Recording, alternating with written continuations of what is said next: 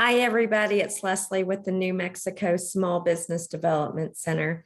I'm here with Tommy Thompson, who's going to be giving the webinar presentation today on Cash is King, cash management for your small business.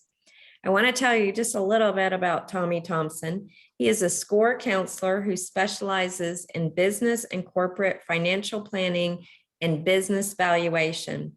His 40-year-plus career includes experience in international consulting, manufacturing, software, and high-tech hardware. So we're in for a great informational webinar today. I also want to remind everyone that the New Mexico Small Business Development Center strongly encourages small New Mexico businesses to be aware about the risk to their cybersecurity. I will chat over throughout the webinar the link to our YouTube channel, which has pre-recorded on-demand videos that you can watch anytime on cybersecurity. Also, I know everyone's going to have questions throughout this webinar. Go ahead and just type them into the Q&A and we'll pick them up and make sure your questions are answered. Tommy? Leslie, thank you and good morning, everyone. Welcome to Cash is King.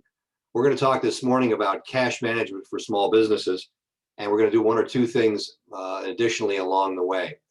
First of all, Leslie did a good job of introducing me, so I don't have to go any further than that. Your audio was already muted when you joined.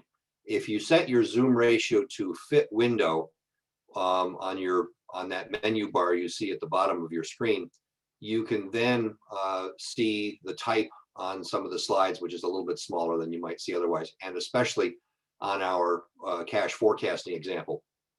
Also, we'll be using the Q&A function, as Leslie said, to take questions.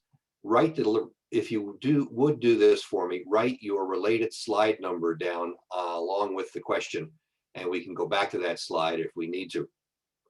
And also, we want to point out that there are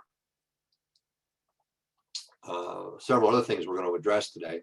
We're going to talk a little bit about training, offerings, and counseling assistance through the SBDC. We're going to talk about our objectives for this program. We're going to talk about this program. Then we're going to take the questions and then talk about some next steps that you can do to improve your cash management process right away. As far as training and counseling assistance go, the nmsbdc.org website has opportunities to find training for cybersecurity, pandemic response, and a variety of other topics. You can also use the help buttons there to find and request no-cost business counseling and loan application assistance, also loan forgiveness assistance, I would presume, for the PPP program. Today, we're going to talk about cash flow. What is it? What makes it flow through your business? We're going to talk about some strategic cash flow principles. We're going to talk about forecasting cash flow. We're going to talk about tracking it. We're going to talk about tactical cash flow management, what you can do both to speed up incoming cash and to make sure that outgoing cash doesn't leave any faster than it absolutely has to. We'll talk a little bit about record keeping for pandemic relief as we go along and give you a few resources to consider after this program is over. Now, you have to understand, in a business, cash is king. It is the lubricant that makes business go round, because when you run out of cash, that lubricant goes away, the gears grind to a halt, and you crash.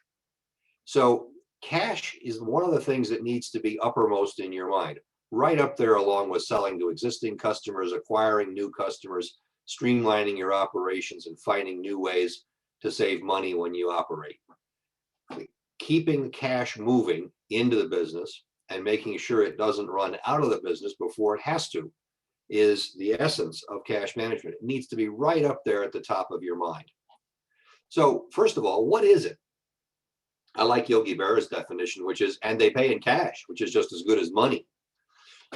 Well, yeah, that's one way to put it, fairly simple. The more academic definition is the net amount of cash and cash equivalents that are being transferred into and out of a business. All right. And the business's value in many ways is determined by its long-term ability to generate cash flow, access to business needs that's available to investors. That's one of the key principles in valuation these days. Now, what makes cash flow? What makes it up? First of all, it's cash money coming in. It's cash sales in your business, stuff that goes over the counter, for example. It's collections on stuff that went out of the door on credit. People didn't pay you right then, but they did pay you later. And those collections in a later period are part of cash flow. Deposits that people pay you on, say, special orders or prepayments for an entire order. Those are all cash. They all came into the business.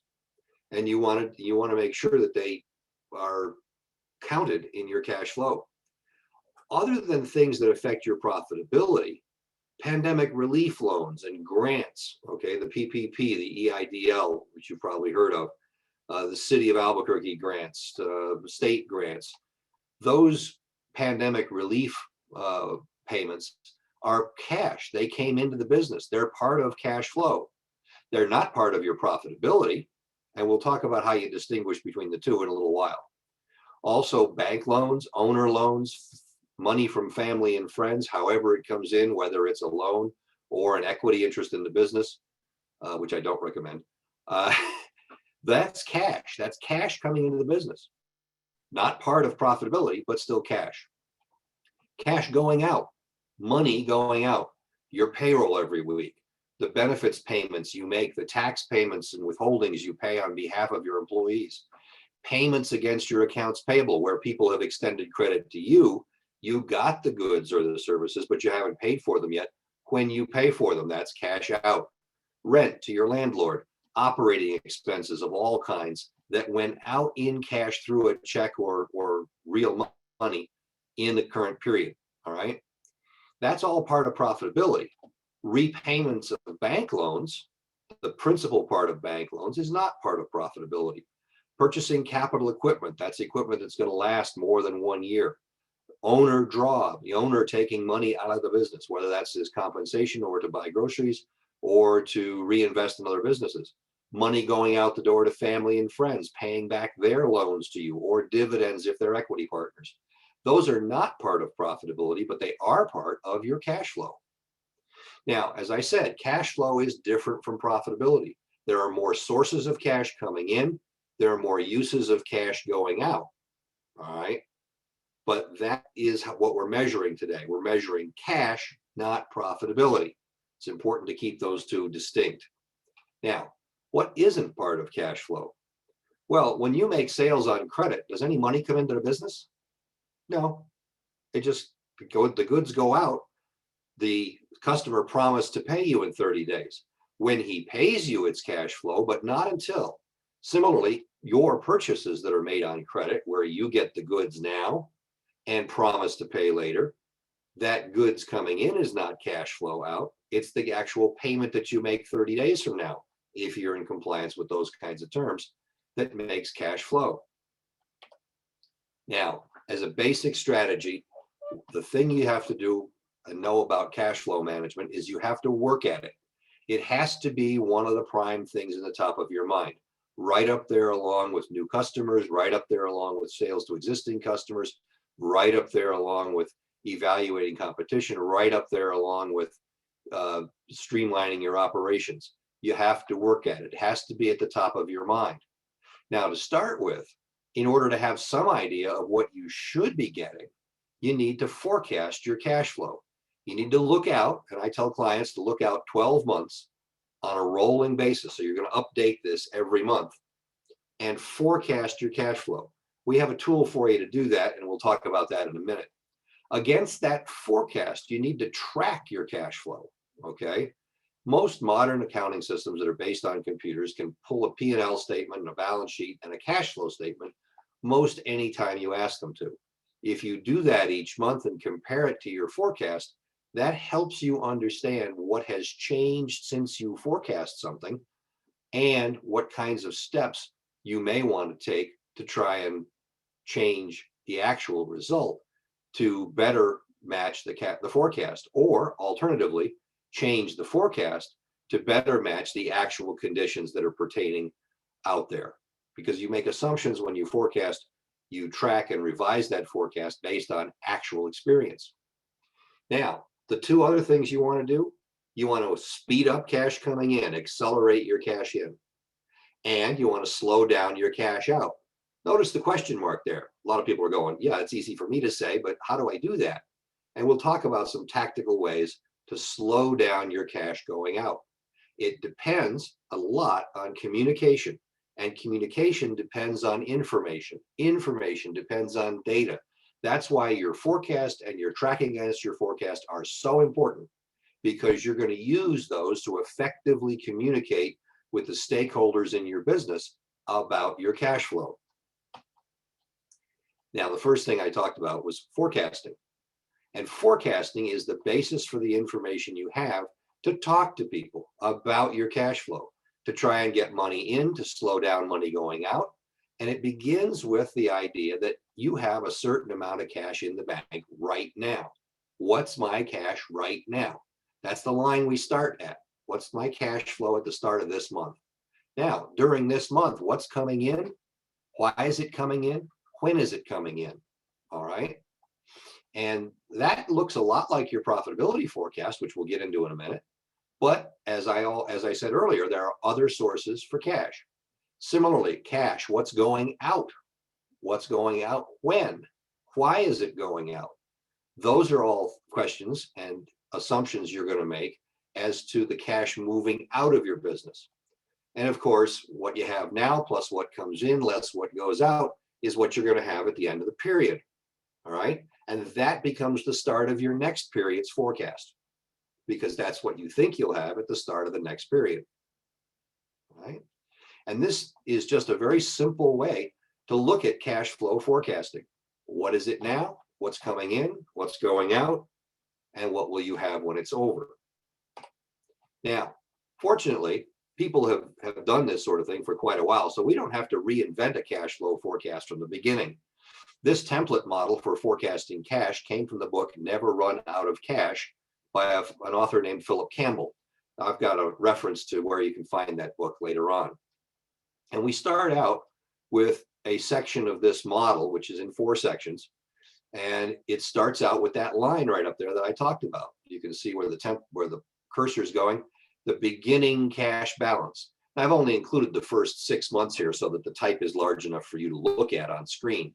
The copy of this schedule that you're going to get after this seminar is live, and it has all 12 months in it, and along with a total. Now, section 1 starts out looking a lot like your profitability statement. It's got revenues at the top, sales, other revenues. It's got a total. It's got a cost of goods sold line. It's got a gross profit line. So far, so good, just like your P&L, right? And it's intended that way so that you can modify this template to match the way your P&L reads. Then we go down to operating expenses down through the list and get a total for operating expenses.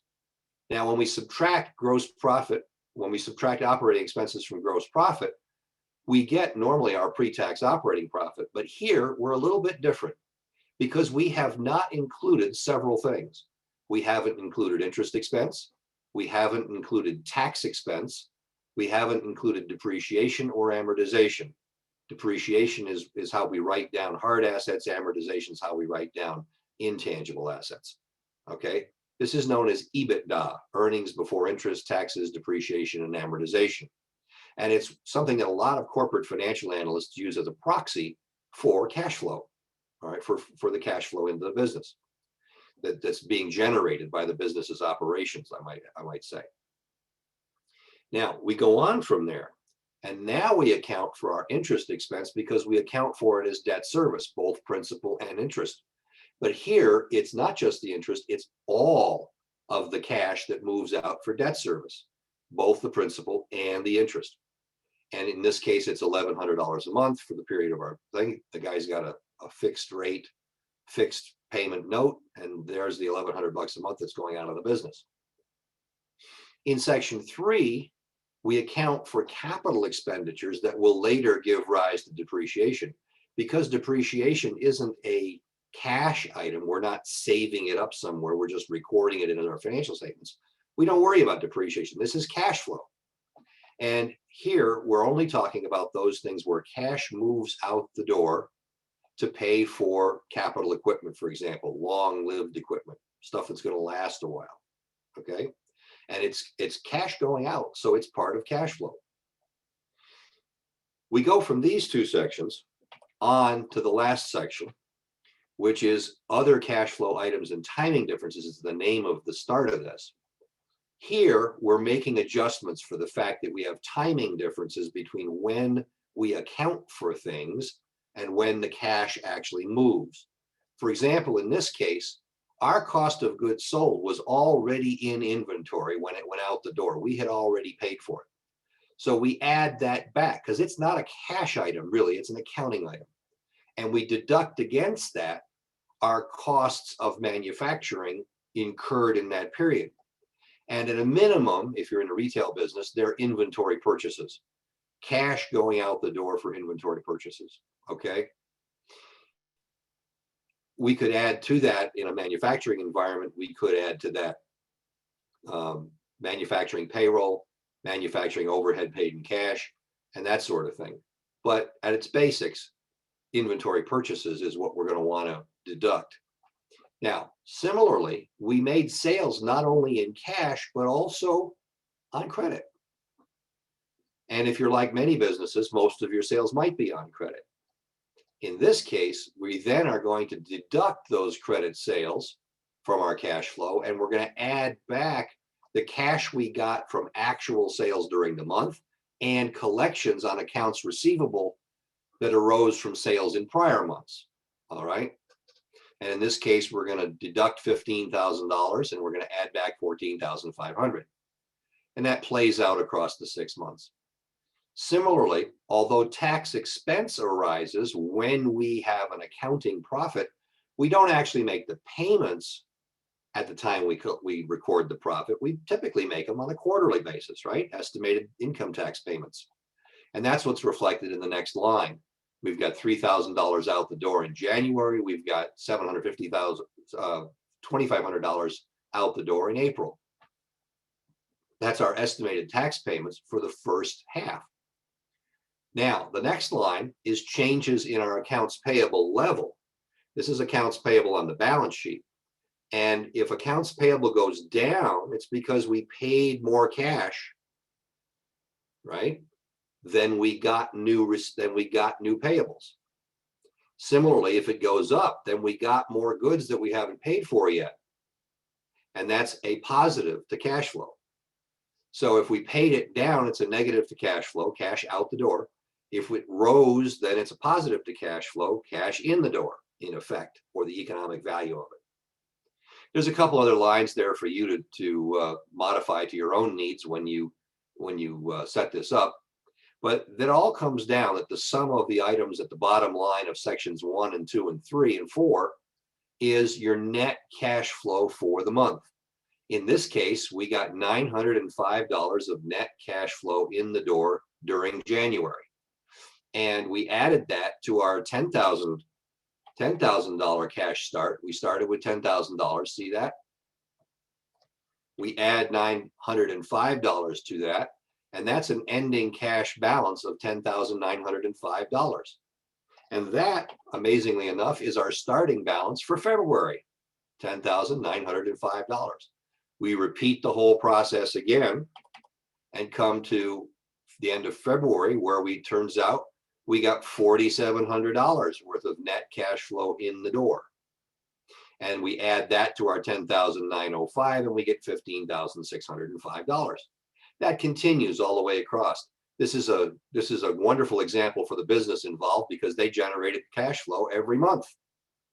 Some months aren't like that for your business. I know they weren't for some of the businesses I've been in. In addition to this, as your ending cash balance of forecast, you might do something else as well. A lot of businesses set a minimum cash balance target. They figure that's the minimum amount of cash they need to operate for the month. And in this case, the business says, okay, I need $8,000 in the bank to account for unexpected fluctuations daily up and down during the days of the month. All right. And we subtract the minimum cash balance requirement from the ending cash balance to get our excess cash or our shortfall in cash if this is a negative number. Again, here it's a beautiful picture because it's a positive number all the way across. Now, that gives us an indication of how much money we have to reinvest in the business, whether that's reinvesting in equity by paying down debt, or reinvesting in expansion by buying new capital equipment or expanding our inventory purchases, or going out with an additional marketing campaign or advertising spots that we might buy. That's up to the business. But in any case, this line tells you a forecast of about how much excess or shortfall you think you're going to have as time goes on. Now, this is data that produces information. It's information to you that says, in this case, I'm sitting fairly pretty. I've got cash coming in every month, a positive cash flow. It's when this line, net cash flow for the month, turns negative, or this line, the cash excess or shortfall, turns negative, that you have to wonder and worry about how you're going to make up that shortfall. All right. In an emergency, you might reduce your minimum cash balance target, but please do that as a last resort. Where this turns up short, you're going to want to turn to methods of tactically managing your cash flow. I want to thank Philip Campbell, the author of Never Run Out of Cash, for this example, which he's given me permission to use and to share with you, as a matter of fact. This live version of this will be sent to you after the seminar. Now, once you've forecasted, you got to track it. Today, all the major accounting software that you use on your computer lets you create a P&L statement, create a balance sheet, create a cash flow statement, all right, in whatever format that is. Modify your cash flow forecast to match up to the format that your cash flow statement uses, and then track it at least every month. If you've got a business with slow cash flow because things come in at odd times during the year, only a few times a year, you might track it by quarter, but at least by month, track your cash flow against your forecast. The two of them are going to be different. That's all there is to it. Once your forecast is obsolete the instant you take your pencil away from the paper or your fingers off the keypad. All right. Tracking it helps you understand why it's different and why you may need to change your cash forecast assumptions going further out.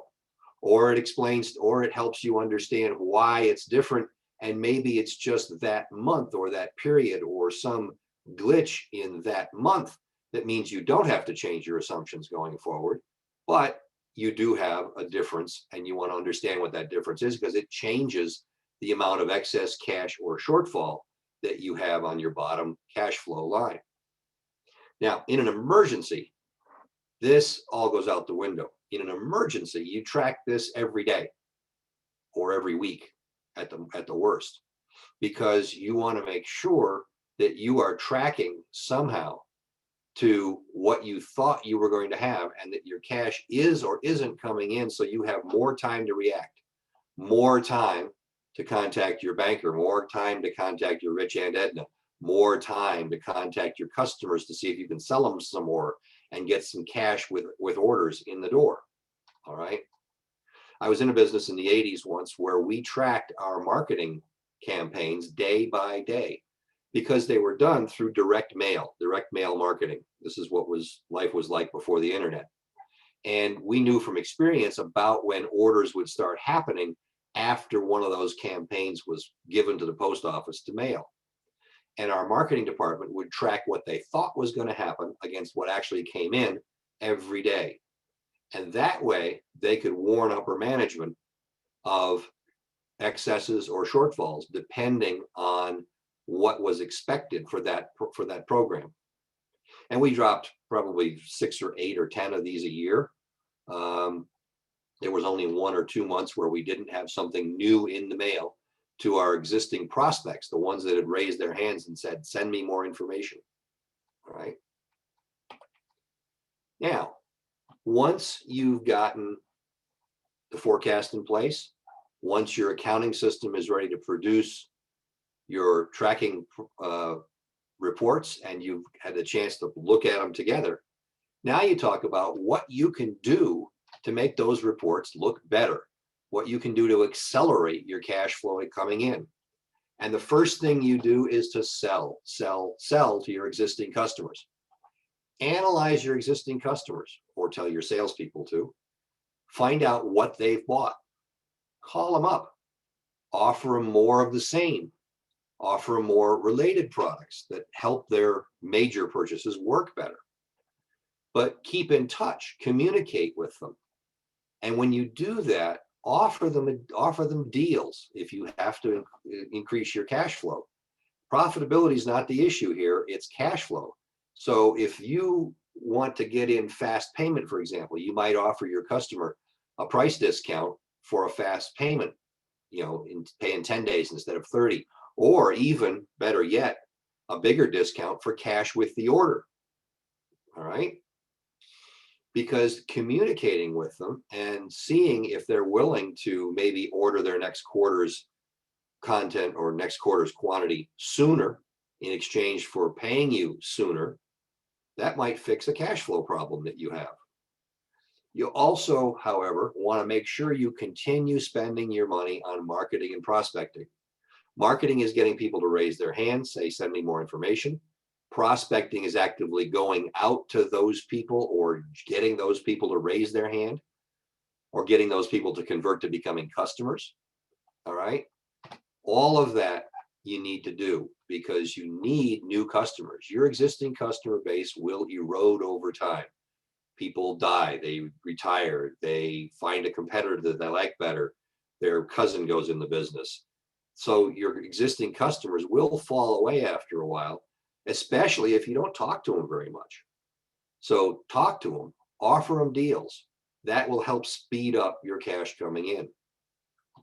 Now, it's a fairly minor thing, but I suggest to my clients that you only use one bank, regardless of what your situation is, because that will get you somewhat faster availability of funds by concentrating them more quickly in one place where you can use them.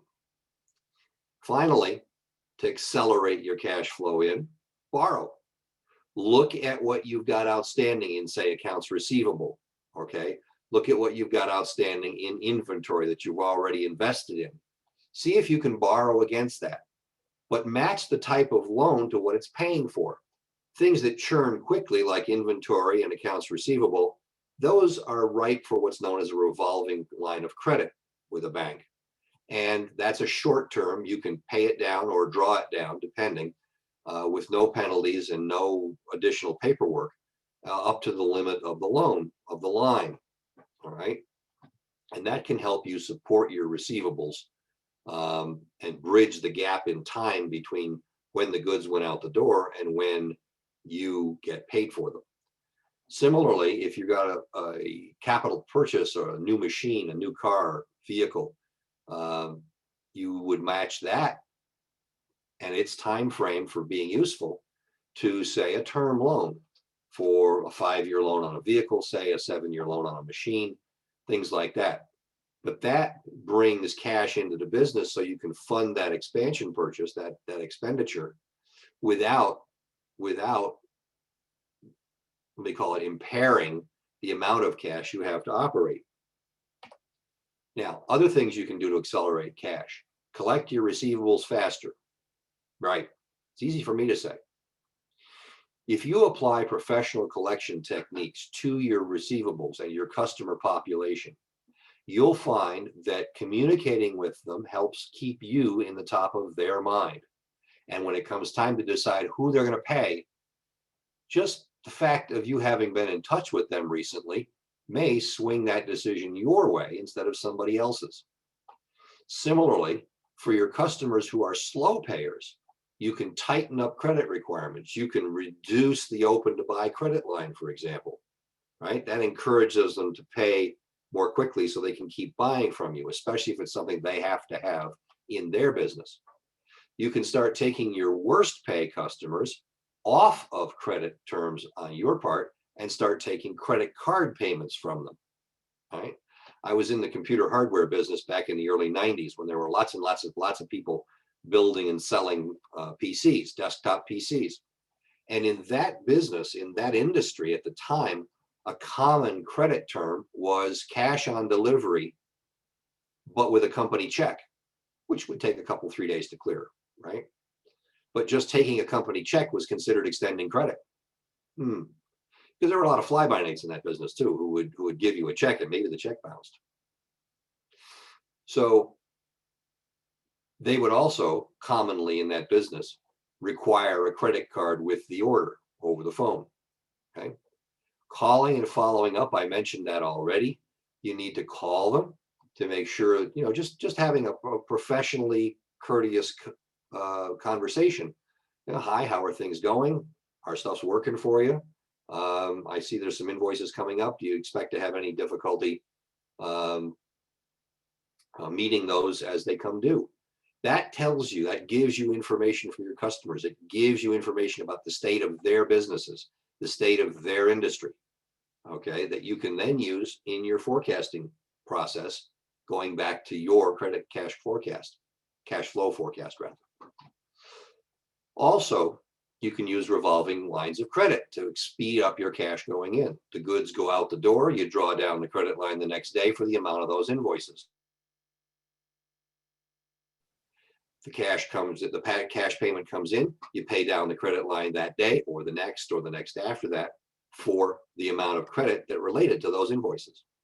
There's another revolving line of credit item that is a little bit different and it's quite expensive. And I mention it here only because it's a fairly common way of doing business in a couple of industries, and that's called factoring. In factoring, you take the individual invoices from your customers and in effect, you sell them to a factor. And the factor gives you a discount against that invoice that accounts for two things: the time value of the money at some interest rate and the factor's necessary return on investment. For that reason, for every $100 you sell to a factor, he might only give you $75. The other $25 is his time to collect and profit margin. That's more expensive than, say, a bank line of credit at prime plus 1 or prime plus 2, which is currently around 5%, 5 or 6%. But it gets you the money that day, usually, right then. Similarly, you can also speed up your cash flow in by a day or 2 or 3 using a lockbox service with your bank. This is where the bank picks up mail from a dedicated post office box and processes that mail that night in its daily work. And that gets you availability, could be 1-2 days faster, because you don't have to take checks mailed to your company, wait for them to process through your accounts receivable department, and then take them to the bank.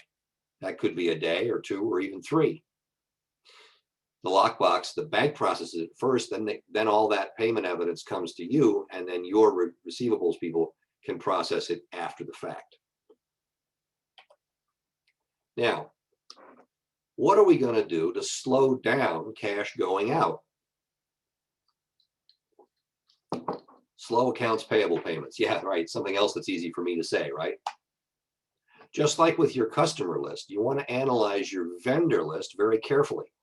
And you want to prioritize your vendors down that list. Some people use A's, B's, and C's. Some people use red, green, and gold. Some people use other tools.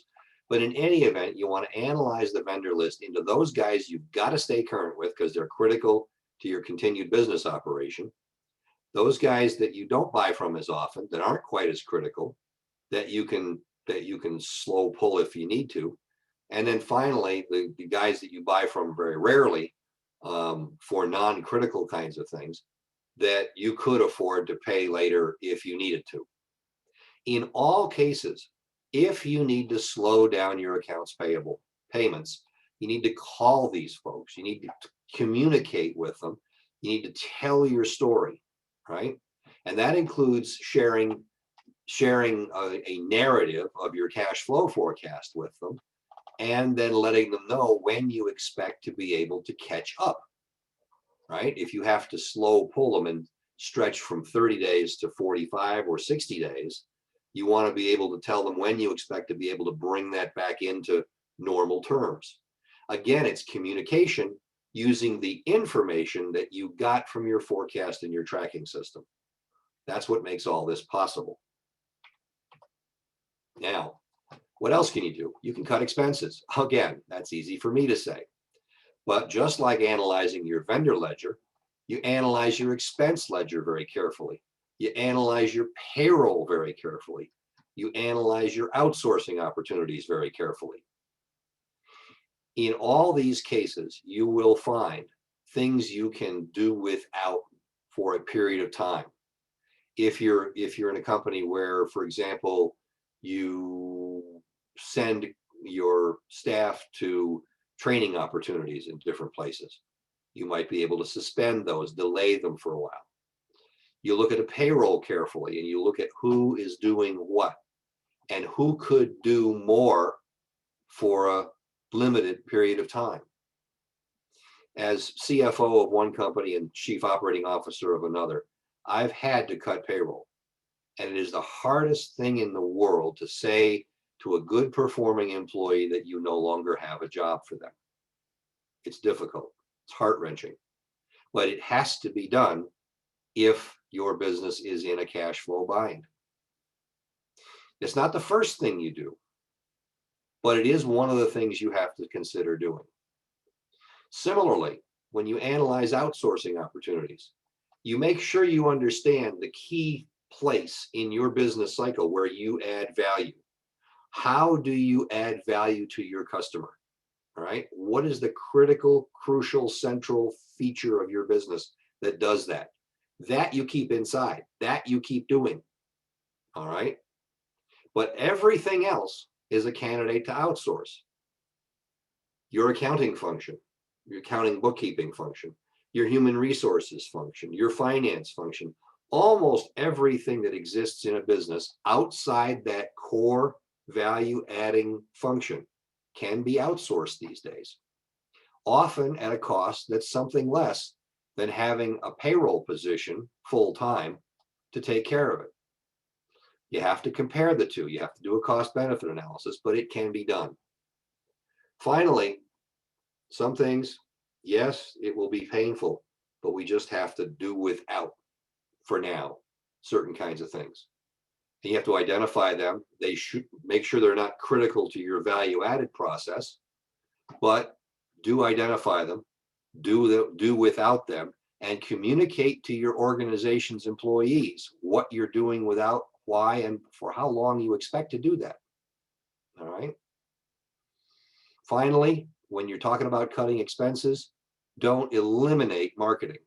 Yes, you might suspend a marketing campaign for a while, or you might cut a couple of weeks worth of your ads somewhere, but do not eliminate them completely. Cut down on them rather than cutting them out. Because again, you still have to make people understand that you are here in the market and that you could be in, and you plan to be in business for a long term in the market. All right. And when your marketing and advertising disappears, first things first, all your competitors tell all your customers, hey, look, they're not advertising anymore. They must be in trouble. Why don't you buy from me? And you want to make sure that they don't get that opportunity. Now, in an emergency, and I think COVID-19 last year qualifies as an emergency, and it's ongoing as cases in New Mexico spike again due to the Delta variant. In an emergency, decelerate everything you can. This is beyond the normal course of business or the normal things you might think about doing. Go to your critical vendors, go to your landlord, negotiate with them. The key negotiation point you have is I want to delay my payments to you and catch up later. With vendors, okay, if you can give me 90 days forbearance, I will catch up over the following 4 months or 6 months. With the landlord, if you can give me 3 months without paying the rent, I will catch up over the balance of the lease. We'll just amortize it over the balance of the lease. You go to your banker and you say, I need to keep this revolving credit in force. I'm not going to pay it down. I need all of it as it is for the next 3 or 4 months, and then I'll start paying down again in the normal course of business. For a term loan, ask the bank, is it possible to delay payments on this term loan in exchange for some fee to be paid over the balance of the loan. Negotiate with them. But in all cases, your cash flow forecast and the tracking reports you have against that are your information base to communicate properly.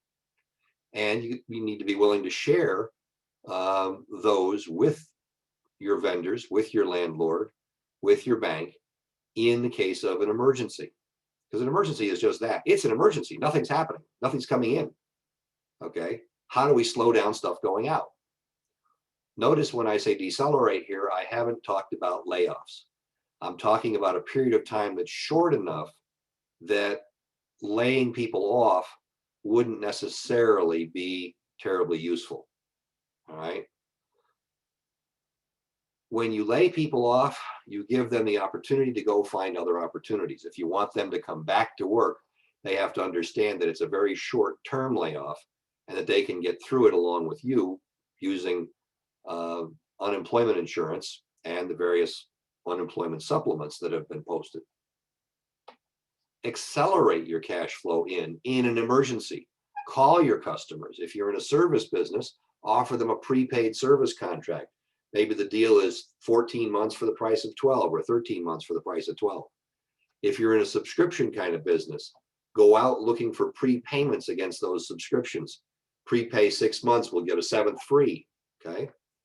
Gift cards, push gift cards if you're in a retail business or you're in a hospitality business, because you get paid now for the gift card, but you don't have to supply the services or the goods till later down the road.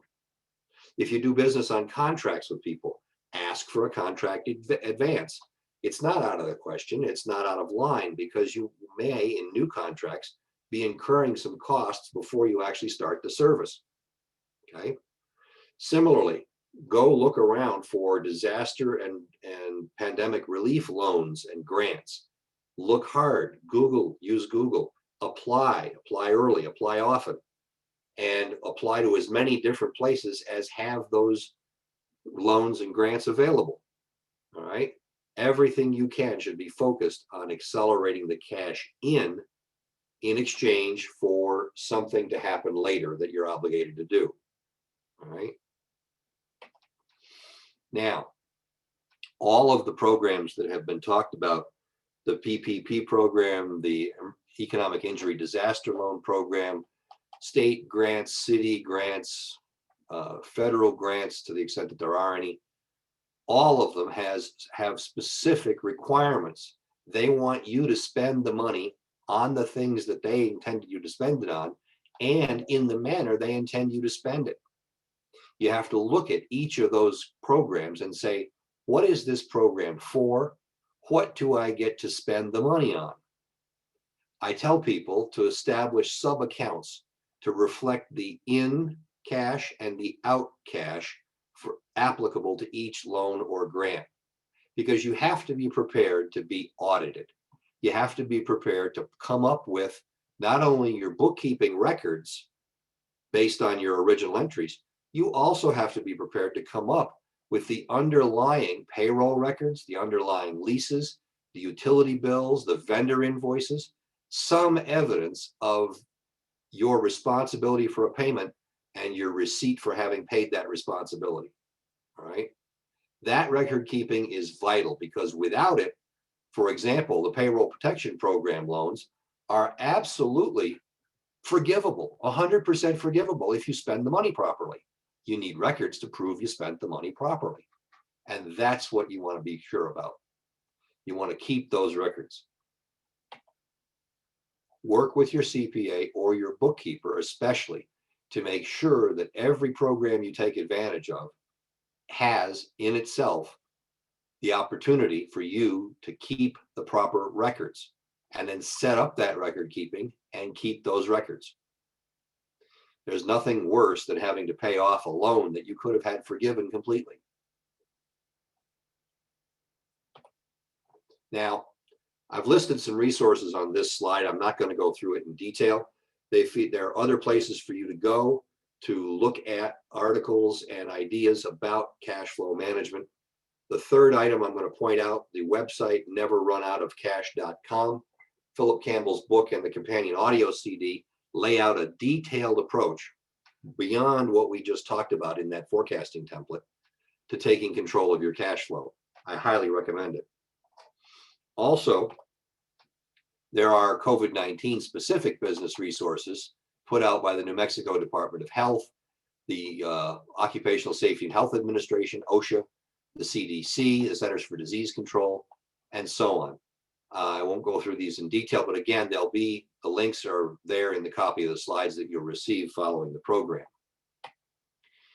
Now, to contact people, SBDC is easy to get a hold of. You call them at those phone numbers or just email info@nmsbdc.org, and you can get information and get more training opportunities, and also sign up for free in-person business counseling or remote business counseling for that matter, and loan application and loan forgiveness application assistance.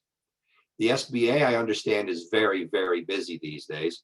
The website is sba.gov. If you can't find it on the website, you can give their economic disaster folks a call. That's the 800 number for them there. And then the email disastercustomerservice@sba.gov will get you to their economic injury disaster people. And again, I understand that they are very, very busy. I've had one or two clients attempt to call them with questions about PPP forgiveness, and they're having some difficulty getting through.